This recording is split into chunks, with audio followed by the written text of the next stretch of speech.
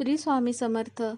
तुम्हाला पितृपाठात कोणताच उपाय करायला जमला नसेल, तर तुमच्या घरात सतत दारिद्र्य, पैशाची अडचण निर्माण होत असेल, तर पितृदोष असल्यानंतर पण अशा समस्या उद्भवतात, तर मग तुम्ही या सर्व पितरी अमावस्येच्या दिवशी हा एक उपाय करा. म्हणजेच की एक चपाती बनवायची आहे आणि मग त्या चपातीला तिळाचे तेल लावायचे आहे आणि गूळ टाकून आणि काळे तीळ थोडेसे टाकायचे आहे आणि मग ती एक चपाती तुम्हाला काळ्या कुत्र्याला द्यायची आहे खायला. आणि त्यानंतर मग तुम्हाला घरी आल्यानंतर तुमच्या जे कोणी पितर असेल त्या पितरांचं नाव माहिती असेल तर नामस्मरण करायचं आहे. नाव माहिती नसेल तर ओम पितृदेवताय नमः असं तुम्हाला स्मरण करायचं आहे. आणि जर मग त्यानंतर तुमच्या घरात जर पैशाची अडचण निर्माण होत असेल तर ती अडचण दूर होण्यास मदत होऊ शकते.